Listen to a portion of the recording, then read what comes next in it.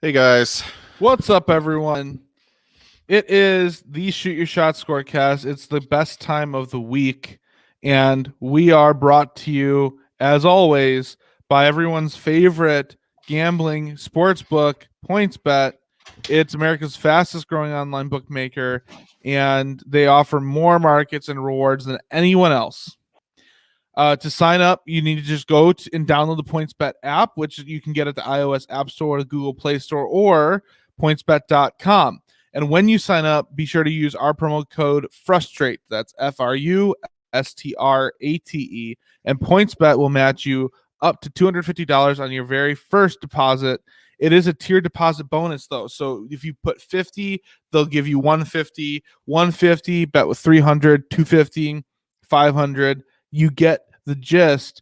This is void where prohibited. Must be 21 or older. Gambling problem? Call 1-800-GAMBLER for crisis counseling and referral services.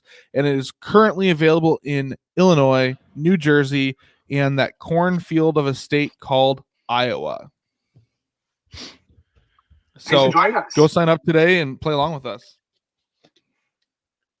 Thanks for joining us. Thanks. I had to go get my lucky betting hat. Oh yeah. Yep. Forgot it. Coach Nagy's here. Thank you for joining us again. Hey, Coach. What's up, Coach? Good to see you. Do you have any updates for us, Coach, on the quarterback market? Well, I actually, while we're waiting to see what Coach has to say about that, I want to jump in and just say there's a lot of stuff going on Twitter right now about even more, like the speculation about the Bears and quarterbacks has been insane since the offseason started for the Bears. And the latest stuff is like that everything regarding Russell Wilson is really heating up. And it is gambling related, so it fits perfectly with everything we have to say here on Shoot Your Shot Scorecast. Basically, there's people connecting dots that tonight Russell Wilson future odds were taken off of sports books, and the Bears Super Bowl odds increased tonight. So some people are making the connection, suggesting maybe there's a deal that is very much in the process of being completed, and that perhaps tomorrow we would be informed of the deal.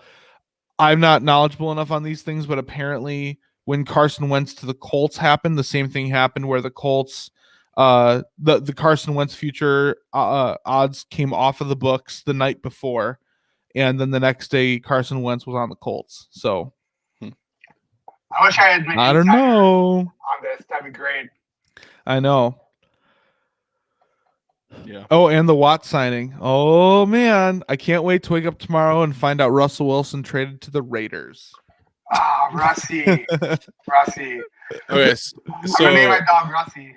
I just want to ask, like, I mean, I've kind of talked about this before. I am more pessimistic, and I'm of the mindset that if the Bears get Wilson, it doesn't automatically. Obviously, he's a great player. It is a huge upgrade.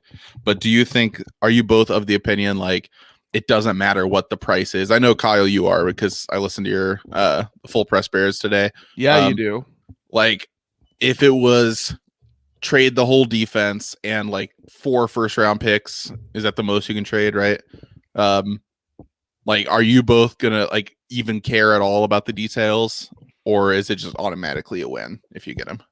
So if you're giving out a huge haul, more than likely you're gonna get. I would say you're gonna get more than just Russell Wilson back. It's not gonna be anything significant, but you're probably gonna get Russell Wilson, then maybe like 4th rounder, 5th rounder, something along those lines. So I don't think it's crazy to trade.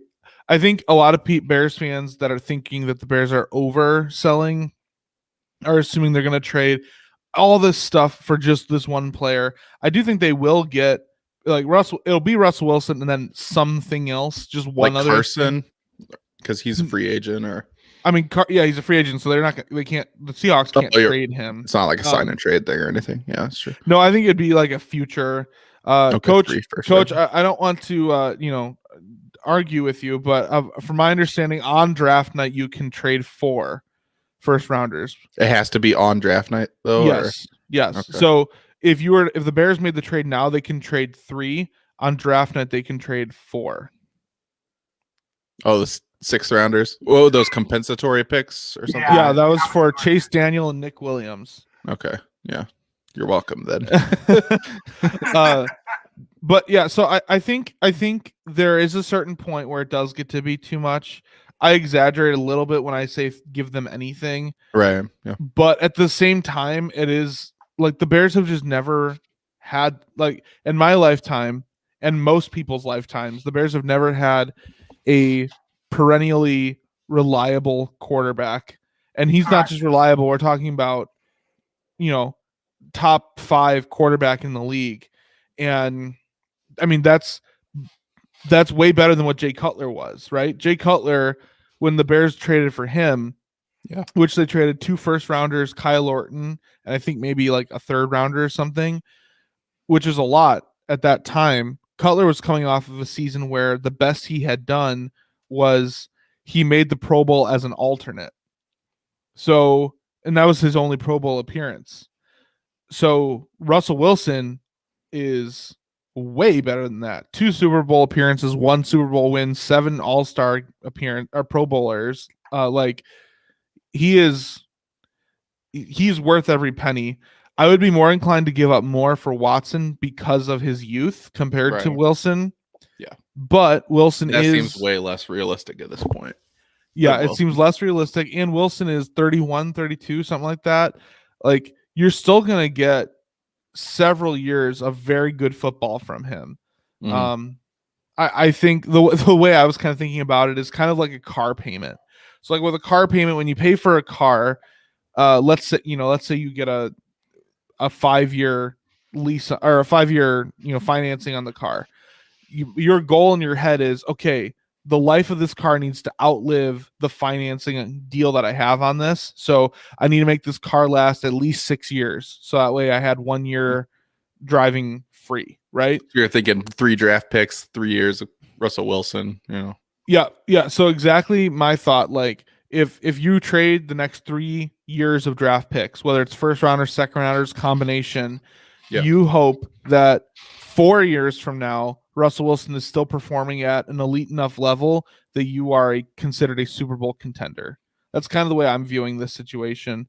Yeah. Obviously with Watson, he would for sure outlive 3 future picks. But anyway, I'll have to.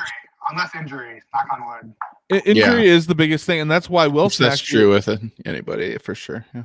And Wilson's attractive in that way because Wilson he's never been injured. He's like very healthy, and Watson's been healthy ever since his ACL, but there's some more concern there.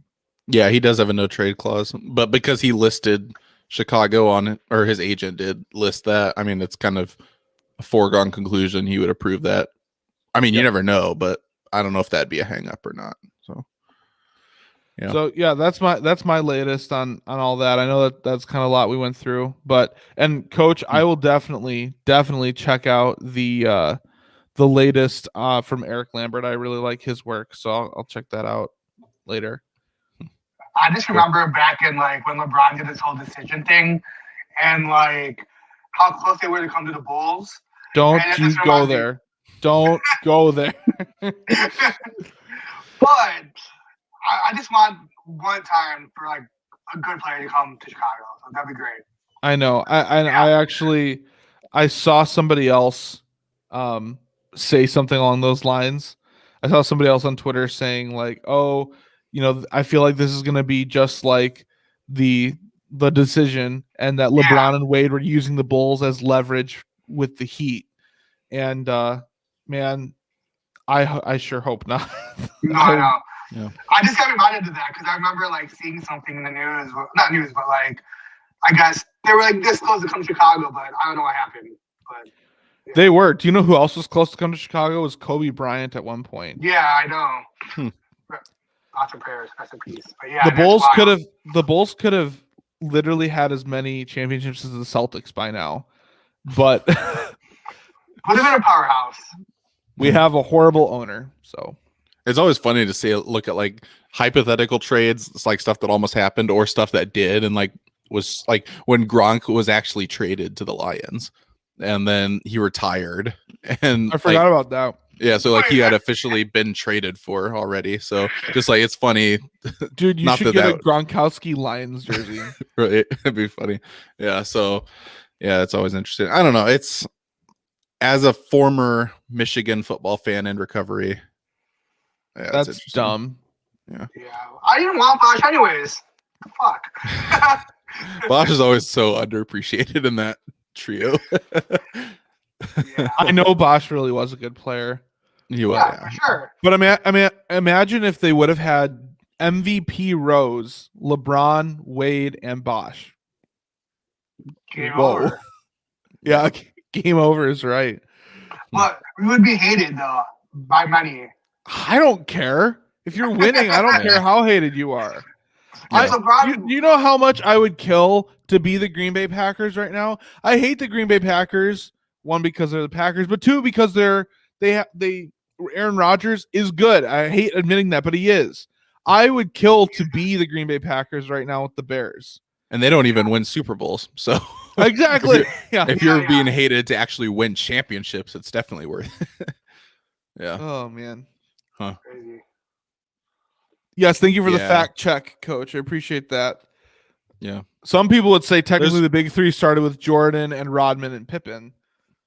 Yeah. What are the big threes? Well, there was Bird and McHale and someone. I don't know. Parrish, Bird, and McHale. There you go. Yeah. Or was there ever a big? I mean, when you had Kobe and Shaq, was there ever a third? Was that Bynum or something? They were never considered a big three. They were just super. Penny Hardaway, Shaq, Derek Fisher. Fisher, maybe. Fisher, yeah. Magic Creamworthy. Yeah. Yeah. Good one. It's a good one. And then Harden, KD, and Westbrook when they were in OKC, even though it obviously didn't work. But Harden, Kyrie, and Blake Griffin. KD. Yeah, and Blake Griffin. And Blake Griffin, yeah. And then what about Ron Artest, Jermaine O'Neal, and that poor fan in the stands? That was a really good big three. Really scrappy bunch. Yeah. The Malice of the Palace. Yep. Yeah. That was good times. Yeah. Well, should we talk about? Do we have any more news we want to talk about? Do we want to talk about Blake Griffin at all? Yeah. I love that you left. I love, Coach, that you left Lame Beer off that list. Yeah. Because I think most Chicago people don't like Lame Beer. Just out of disrespect, leave him off. Yeah. Yeah. So what were you just saying? Allen Robinson? Did somebody say that or no? No, we're talking about Blake Griffin. But you said it. Oh, Blake Griffin. I knew you had started the next topic. I couldn't remember which one you picked. So, yeah. I mean, Blake Griffin at this point in his career he has experience, and I appreciate what he did do for Detroit, but he's kind of an irrelevant player, honestly. Like when he went to the Nets, he has a ton of name recognition, but I don't think that he's a piece that takes them to the next level. I think they're already at an elite contender level, and he just brings some experience. But would you say that at this point, because you were explaining on Frustration Nation that basically the Pistons agreed to essentially release Blake Griffin, and then he just went to the Nets. Do you think at this point Blake Griffin is ring chasing? I don't think he would want to say that, because he has that tough, hardworking mentality. I think he's thinking he can go there and offer something to them and bring a lot of effort. But I think ring chasing has a negative connotation, but I think he's wanting to go somewhere he can win a ring, because he's just not going to be the guy anymore on any team. He's just past his prime. Especially when his game is centered around physical play, which is why it was dumb for the Pistons to ever get him originally. A guy who's aging, whose entire game is based around athletic play. Jeremy Grant's been really good this year. Well, real quick note on that, Jeremy Grant, apparently the Celtics and several other teams are interested in him, and there's reports they could be offering up to like 3 first-rounders. Wow. Whoa. So, I mean, from the Celtics, you said? Apparently, yeah, that's been rumored, and so wow, sign me up for that if you're a rebuilding team. Like Grant is only 25 or 6 years old, so he's kind of like Levine. Like he's a young guy who you kind of forget is as young as he is. But if you're a rebuilding team, personally, I'd take the draft capital. So, yeah. I mean that's the kind of thing he's probably like. I think he has enough self-awareness to know that he needs help wherever he goes. So I ring chasing as a negative connotation, but I think that's basically what he's doing. Yeah. Which I mean, I don't blame him. Yeah. So, another Chicago Detroit related thing, we could talk about Allen Robinson being tagged, but that to me is not very much news. It's equally as much news that the Lions did not tag Kenny Gallaudet, which I'm totally fine with. Like, it's a tough situation. I don't think they did, because the other guy we thought of, like there was talk of using him on, Romeo Aquara, who's been really good. I think he had like 9 sacks last year. He's been a bright spot on a really bad defense. They didn't tag him either. And like I'm at the point where I trust the new front office as much as you can trust a front office that hasn't even had a season yet. Like everything they've done has made sense. It's been good. They're not making stupid decisions. Like for the first time, it seems like the Lions might have competent leadership. So yeah, like the previous administration left you out to dry by not having a contract for Gallaudet, and now you basically have to let him walk just for a compensatory pick. But no, like he's not worth franchise tagging for like 17 million or whatever it was going to cost us in a year when we're not supposed to compete or be good anyway. And like trying to sign a receiver to, I think Gallaudet will definitely get a lot of looks this offseason. But like if you're a rebuilding team who's going to be bad realistically for at least 2 or 3 more years, there's no reason to have the highest paid player on your team be a wide receiver. It just doesn't make sense. So, yeah, like it sucks. We kind of are going to lose him for basically nothing, but it was smart of the front office to not double down on the previous administration's mistakes and just let him walk and do what's best moving forward. I mean, we should get a compensatory 3rd rounder, I think, for him. So, I mean, take that and move on. I think that. I don't know if they had tried to do that or not, Matt. I'm not sure. Some people are saying that Robinson should be, given this massive extension because he's the best offensive player on your team. And that is true currently. But kind of what I was hearing on one of the Bears podcasts I was listening to is they were saying the goal is for that not to be the case. The goal is that you get Wilson or Watson, and that now you can, if you do that, now you have a little more leverage with Allen Robinson as the Bears, and you can probably convince him a little bit more to take less to play there if he has a Wilson or Watson throwing to him. Yeah. And in general, like I know you have to pay players at certain points. I'm more on the side though of not paying running backs and wide receivers.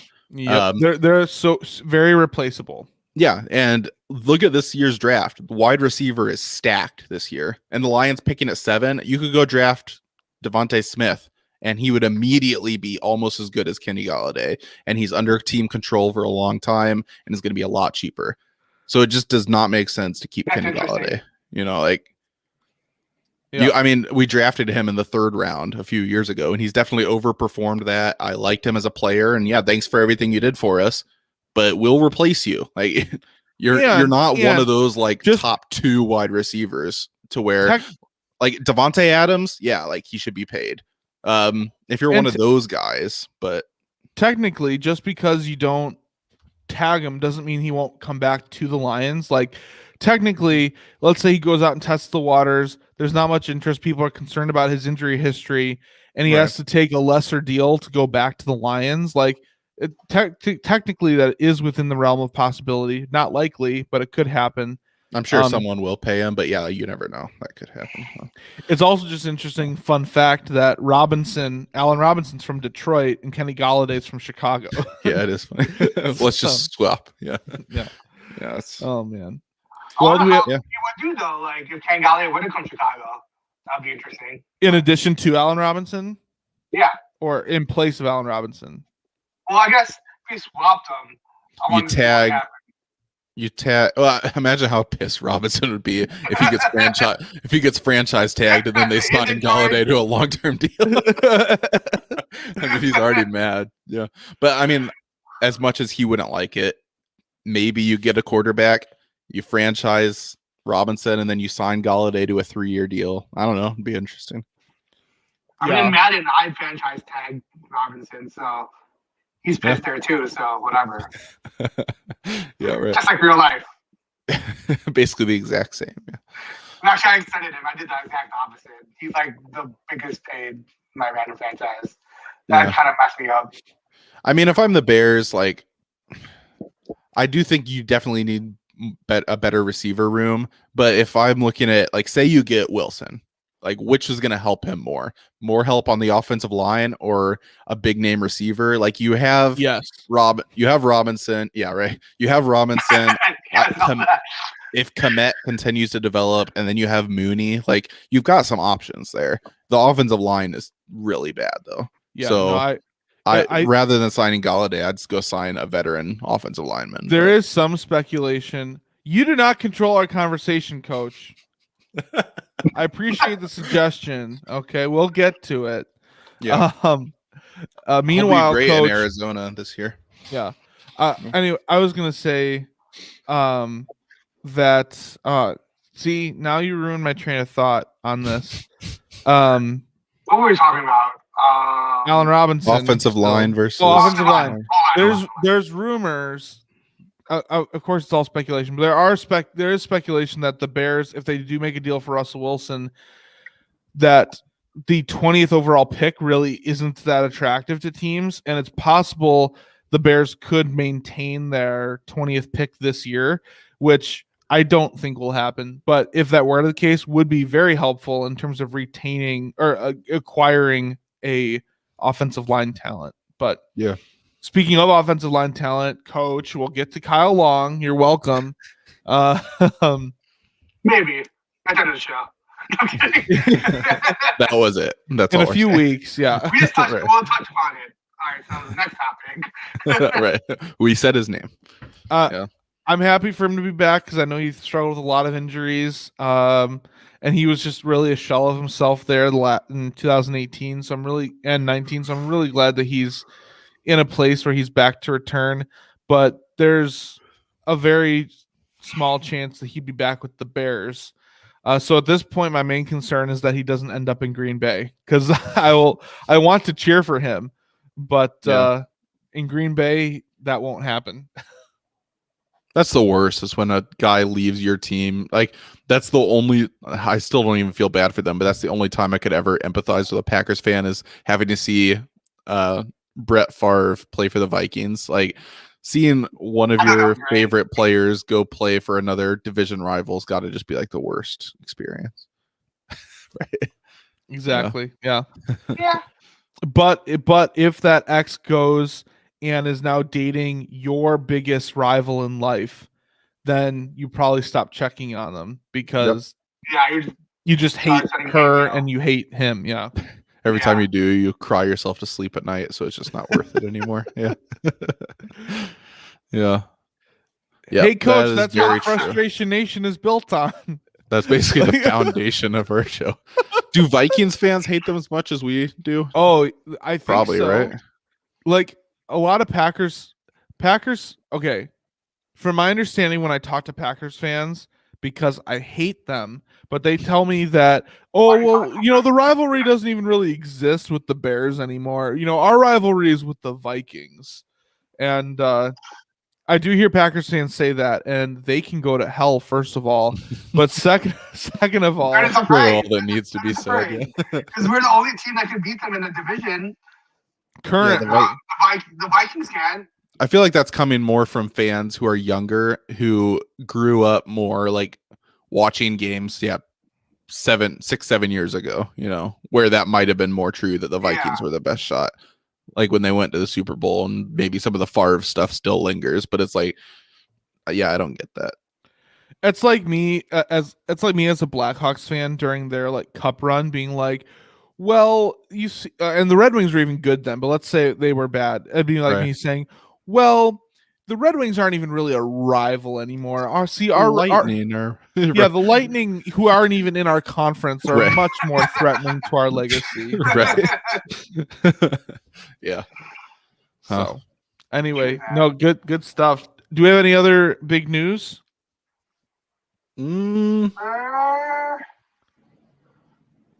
I think we basically covered it, right? Yeah. So the only other thing I was going to say is next week, big show, March Madness. It'll be our selection show, not selecting the teams, but we're going to go through. We're going to do. How long that would be? Let's compare the Wofford and the Pepperdine resumes.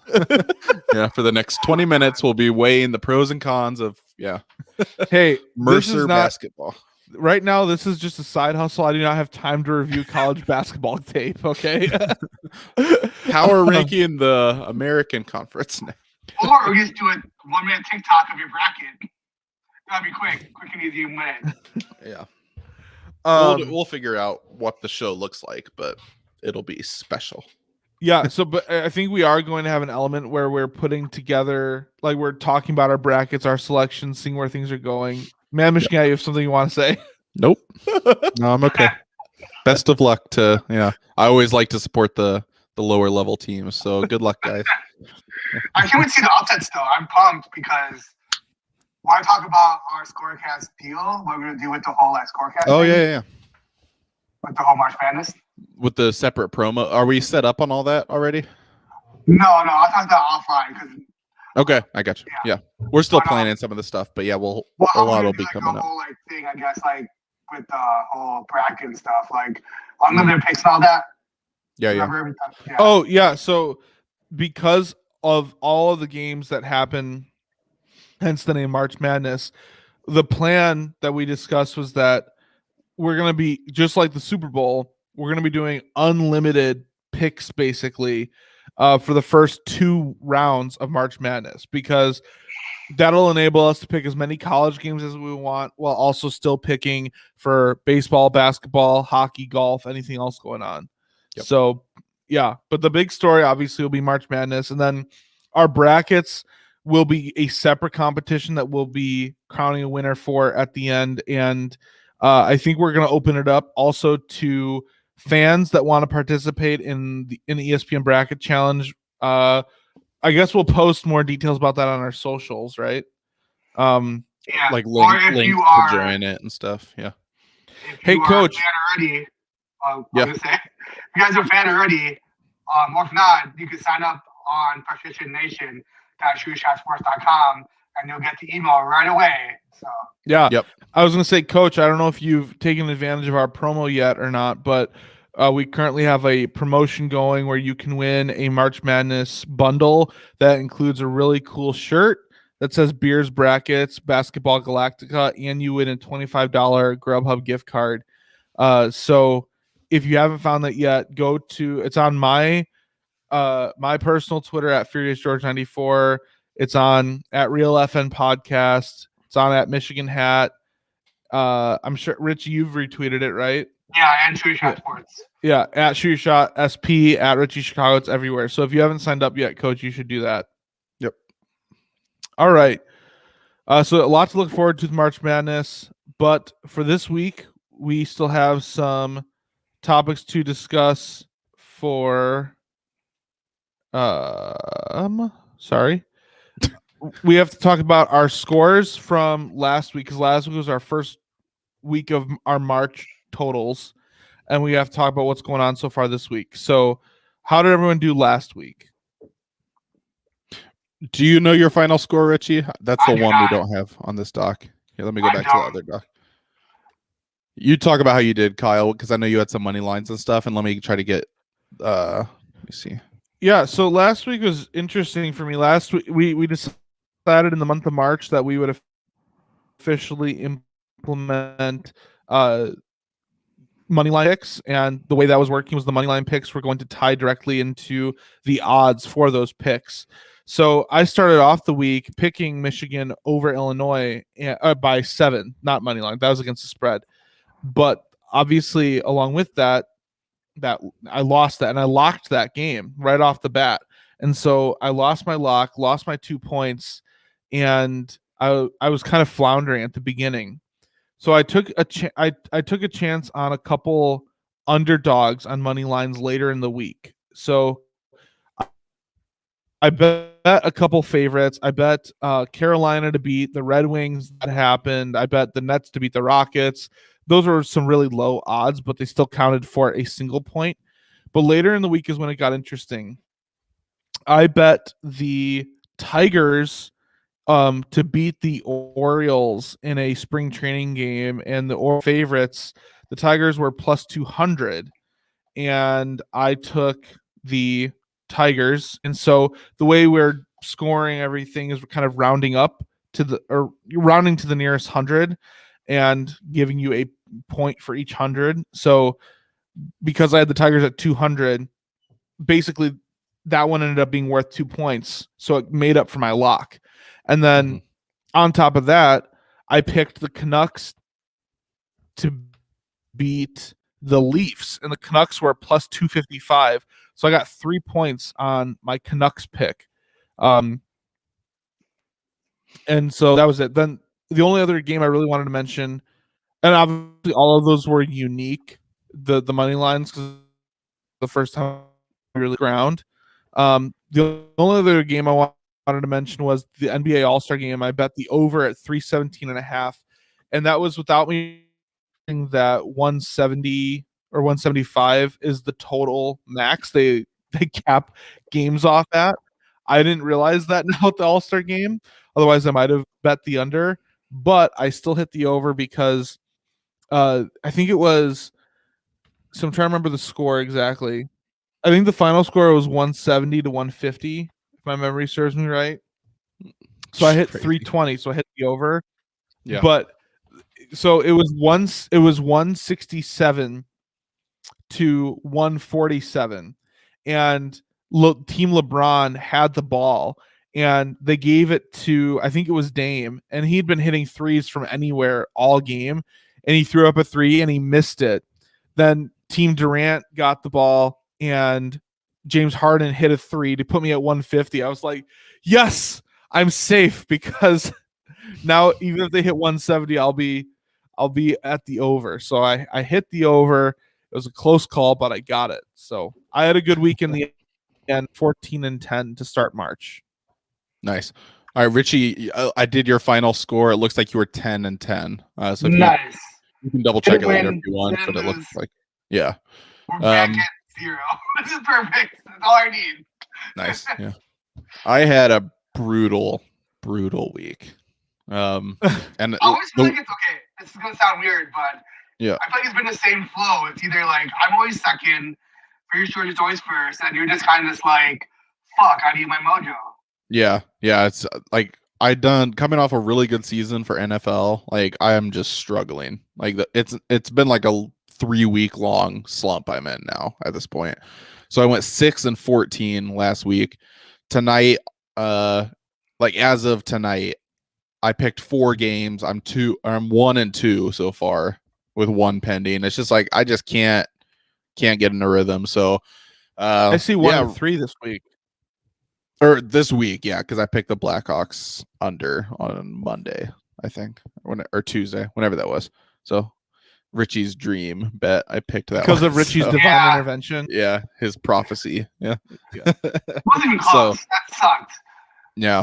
It was just weird because it was like, oh, I didn't know the Blackhawks would play that night either, and just take the under. I'm like, all right, we're doing it.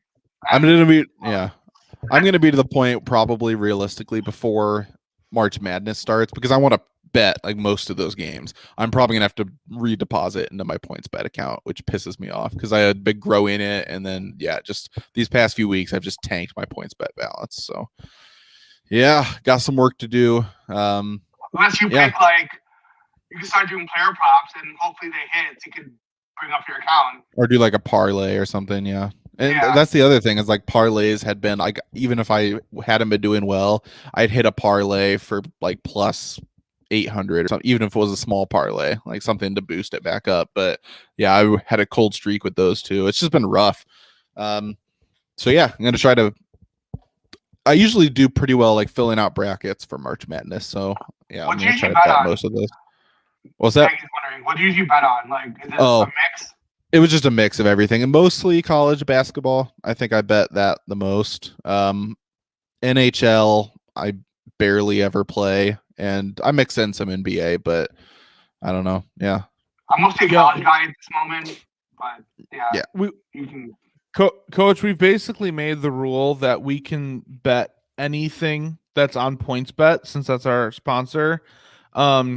So like right now there's some like FCS football games going on. If you wanted to include those, you could.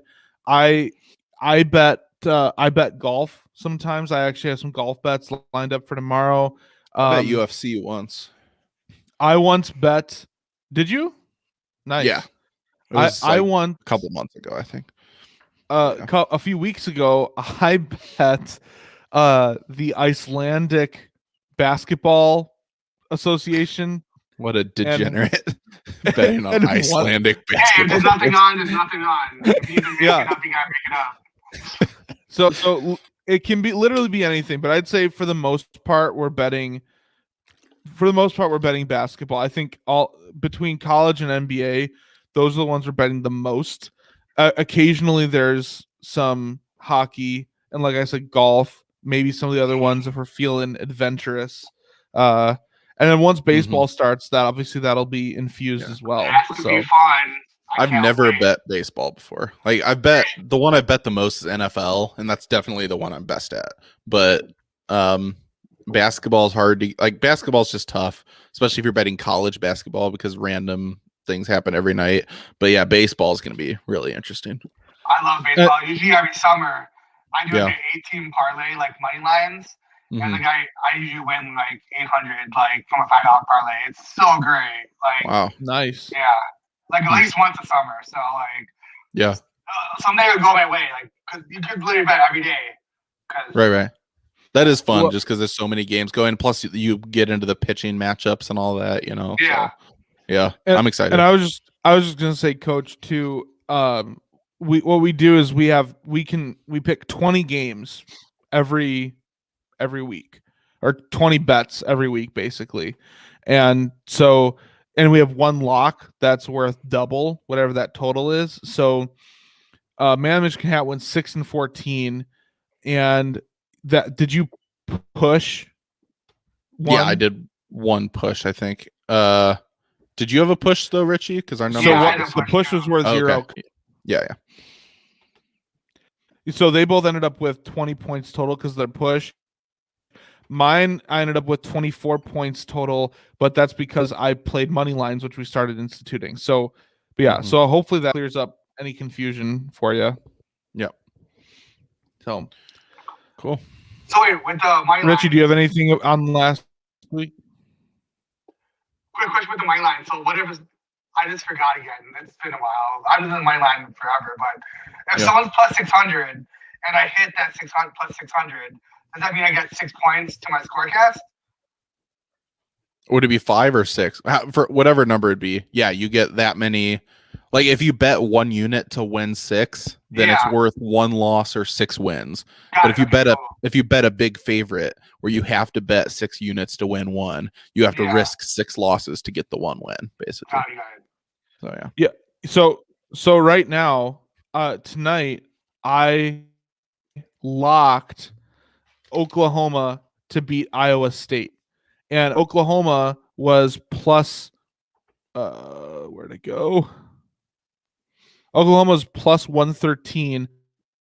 Iowa State was like plus 600 something. So me locking Oklahoma, like I'm just counting on it. Okay, they were a big favorite. They're probably going to win. So I'm going to lock this game. I'll get 2 points out of it.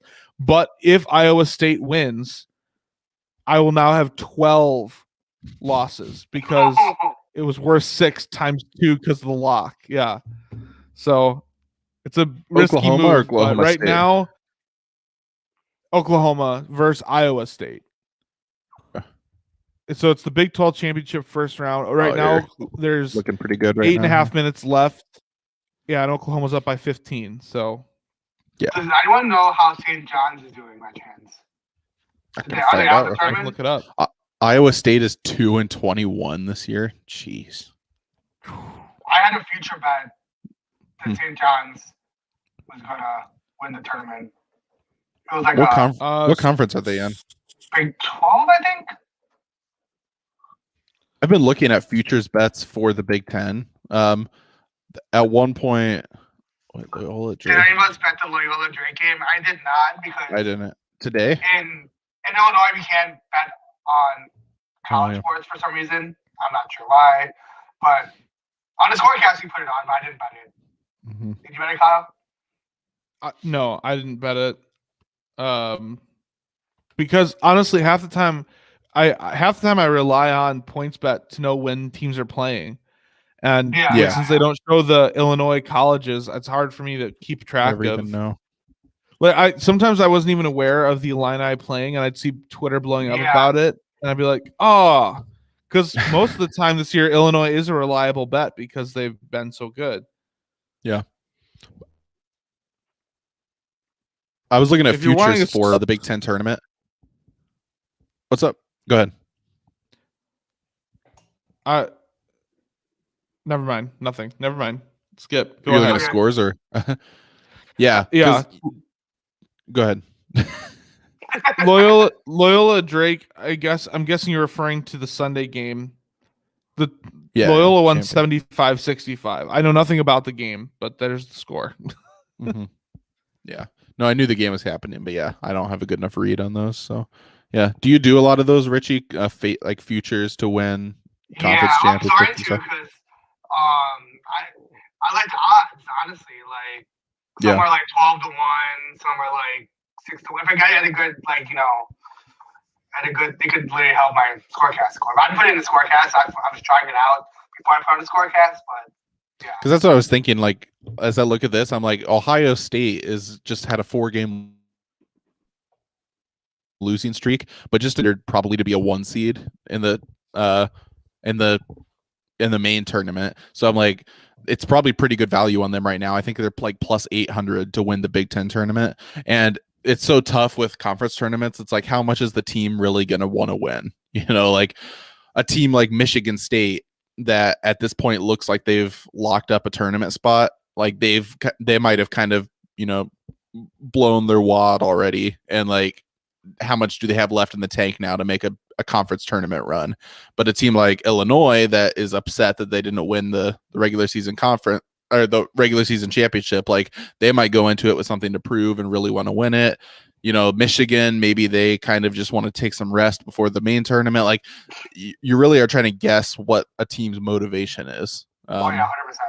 So like futures are always interesting to me, but it feels like there's so much to try to consider for it. So, the Bears on Instagram. Yeah, Coach, I saw that, and did he used to and then stopped following? I have a hard time. Like, I don't know. Do you guys read between the lines like that? I don't really do that, but do what? Read between the lines, I've never been a biggest fan of like reading in between the lines like that. Like, oh, Allen Robinson liked this.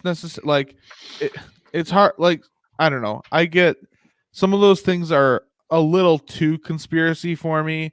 The ones like tonight with Russell Wilson, the future bets going off the Bears Super Bowl odds increasing.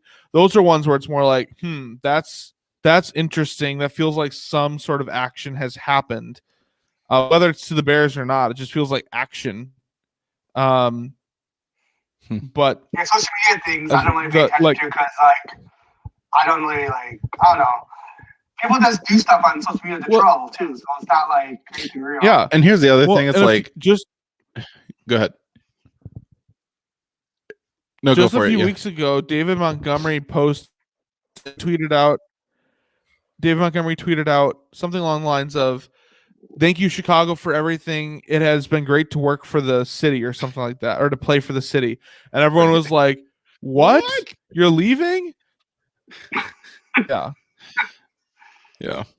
It's just, and honestly, like, no offense to the players. Like, I think social media is a really cool tool that lets you get to know players better than you ever used to be able to. Like, that's all fine.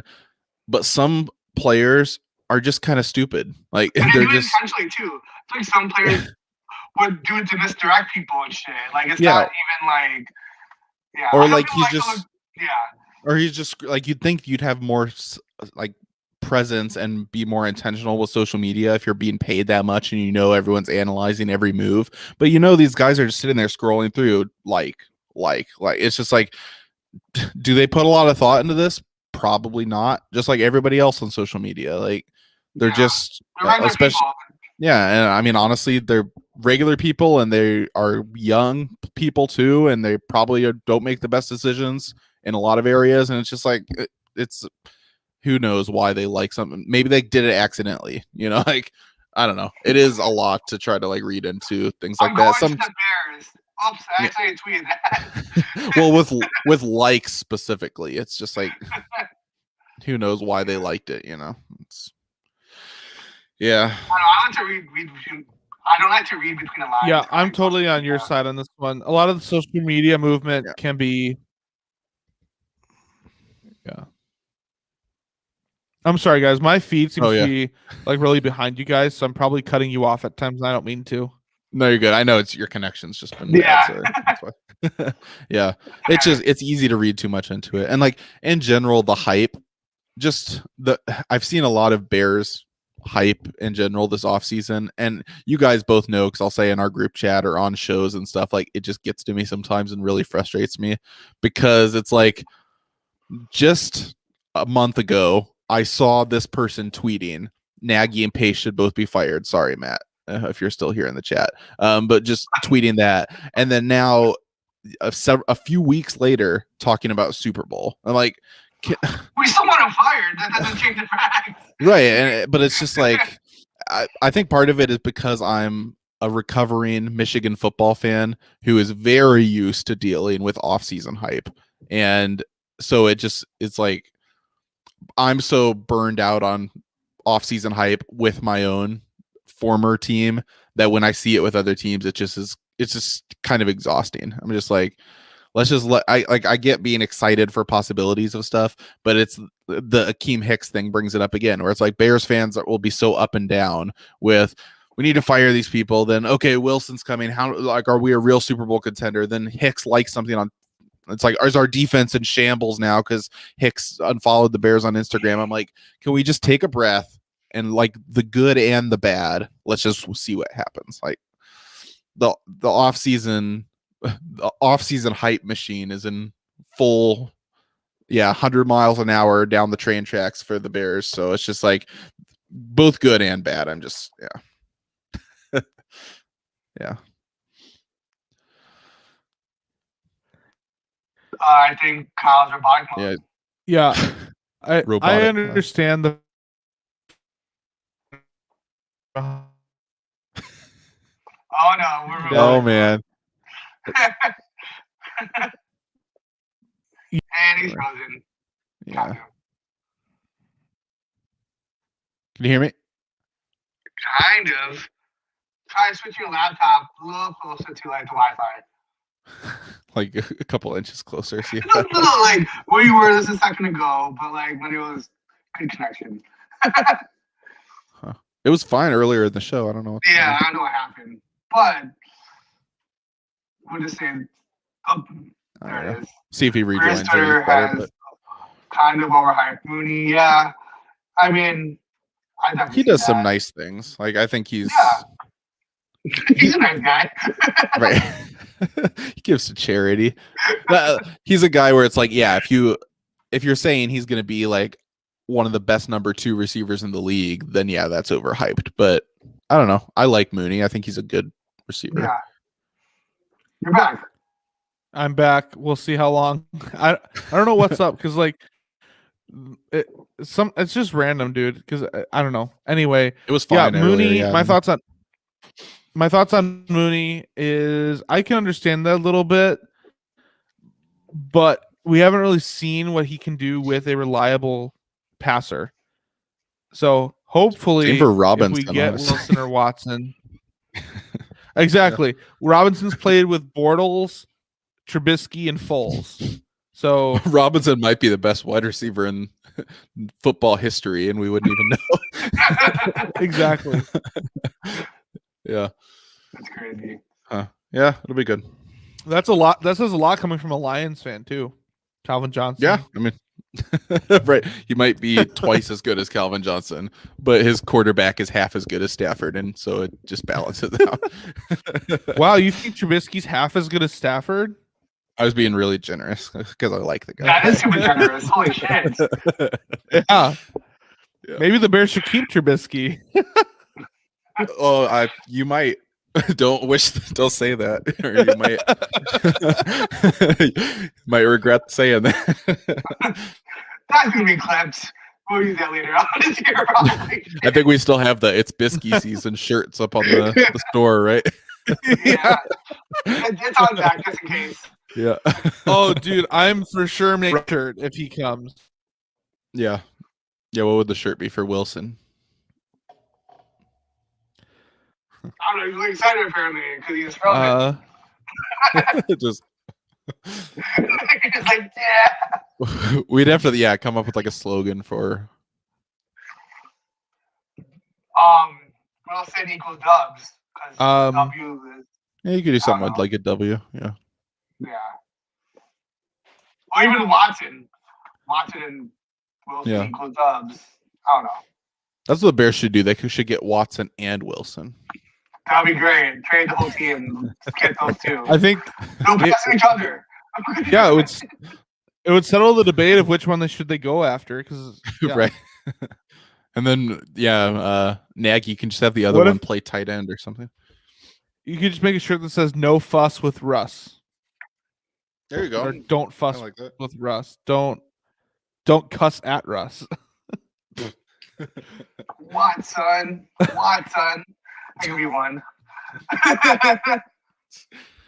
Oh, I mean, you could make a shirt that just says Wilson, and it would be the volleyball from Castaway, but instead of the bloody handprint, it could be like a Russell red Wilson's face. Wilson face. I like that. Yeah. Wilson.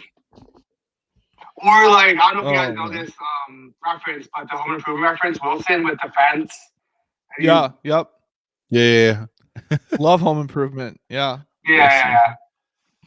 There. Speaking of Chicago and Detroit, there's another Detroit based show. Oh, is it? I didn't even know that it was. Or it's Michigan. I mean, because Tim Allen's from Michigan. Yeah. So I knew he was, but I don't know if it was filmed. This show is in Detroit for sure. Oh, is it? Okay. Tim Allen. Yeah. I don't know if it was filmed there. It takes place in Michigan. Huh. People keep trying to cancel Tim Allen because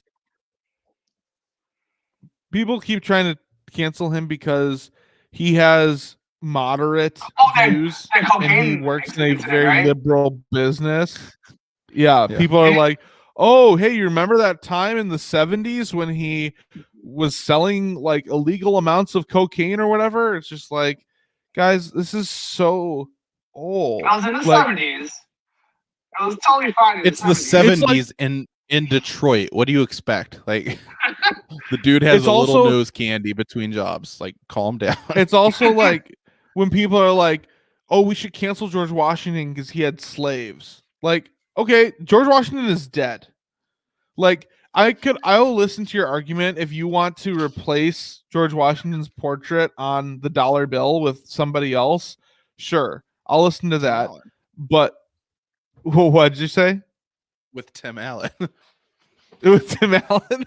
Then Tim Allen can use a rolled up dollar bill with a picture of himself to snort cocaine. That would be great. That should be a t-shirt.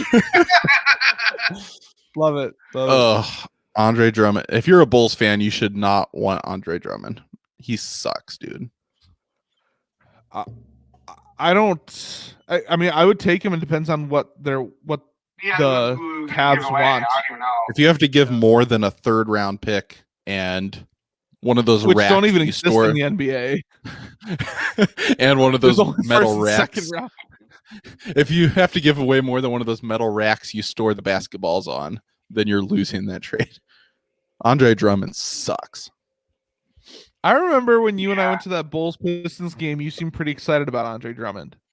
He's so frustrating when he's on your team because he has tons of potential, and when he actually cares, he can take over a game, but he just barely ever cares, and he'll just disappear for long stretches of time. And it's like, how are you getting out rebounded by point guards? Like, it's just his lack of effort at times, his attitude problems. It's just like he's one of those guys where like the potential is intriguing, but he's been in the league long enough that at this point it's just unrecognized potential, and his attitude issues are just not worth dealing with it.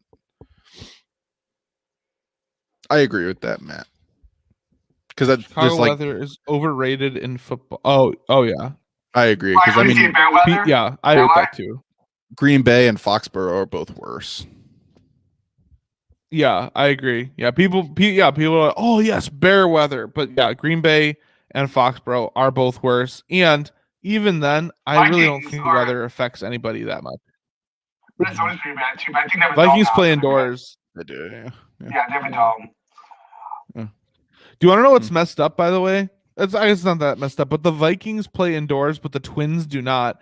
And so the Twins, I remember last year or 2 years ago, the Twins got snowed out of games from like late March, early April snow. Wait, didn't the Vikings have the huge collapse with the snow? Yeah. Collapsed in? Yeah. They played that game. It was against the Giants, and I remember they played the game in Detroit. It was a Monday night game. So they moved it to the Detroit to play it there, and they gave away free tickets. And my dad went downtown to try to get them, and they ran out. But we were going to go see a Vikings-Giants game. Nice. In Detroit. It would have been funny. So. They had a there was that same year when they had to repair the Metrodome, the Bears Vikings played at the University of Minnesota's field, which does not have a dome. And that game is one of my all-time favorite Bears games from memory because the field was frozen over. It was the last time the Bears ever played Brett Favre. Like the last play Brett Favre had against the Bears, Corey Wooten from the Bears defensive line sacks his shoulder into the frozen tundra of the University of Minnesota. And also in that game, Devin Hester returns a kick to tie the all-time record. And that was just that was one of my favorite games. Thank you. Thank you, Metrodome. Detroit was just so excited to see two good teams play on their field. Yeah, we didn't know what to do. So. Great. Yeah. Great. Baseball's coming up. I'm pumped about that. What is? Baseball season. Oh, yeah. Yep. Speaking of other sports. Cubs and Tigers are both. Suck, yeah. But the Sox look pretty good. I'm not a Sox fan, but. I think the Cubs and Tigers, though, are both going to be good enough to at least be worth watching for a while. Like, I don't know. Like, I think both teams are going to be still in the conversation several months into the season, which is more than you could have said for the Tigers a year or two ago. And I think the Cubs are going to be better than people thought they might be based on once Yu Darvish was traded and all that stuff. Like, I don't think either the Cubs or the Tigers are going to make a run or anything, but I think they'll both be at least compelling and worth watching. You think the Cubs or Tigers will score a run? Not in the postseason. I wonder if they have a better record though. Cubs and Tigers. The Cubs will. I mean, unless the Tiger, I could see them being closer than I would have guessed at the beginning of the year, but I still think the Cubs are a better team for sure.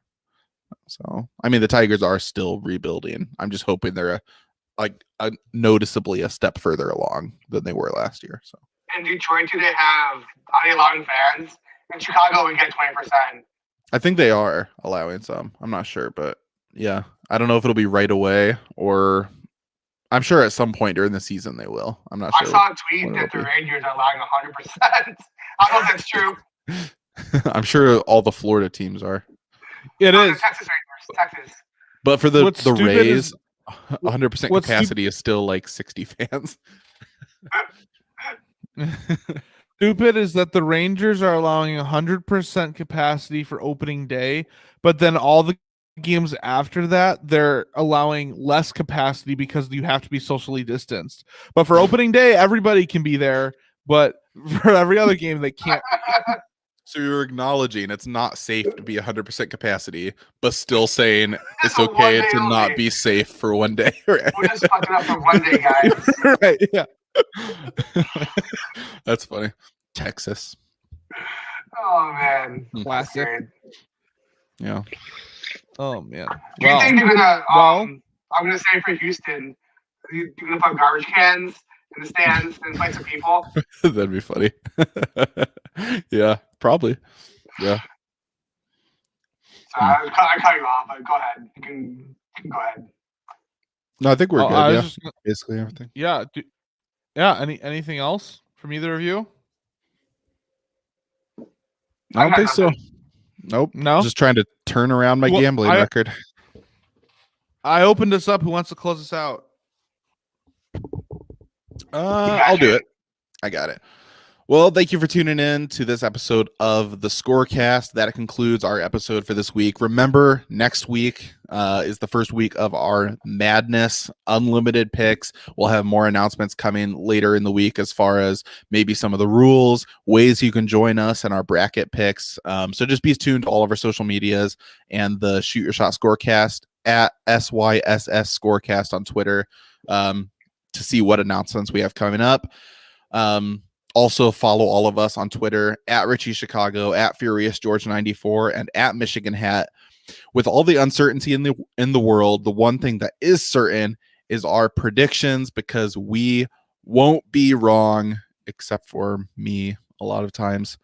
Thanks for tuning in. We'll see you next week for more totally correct picks.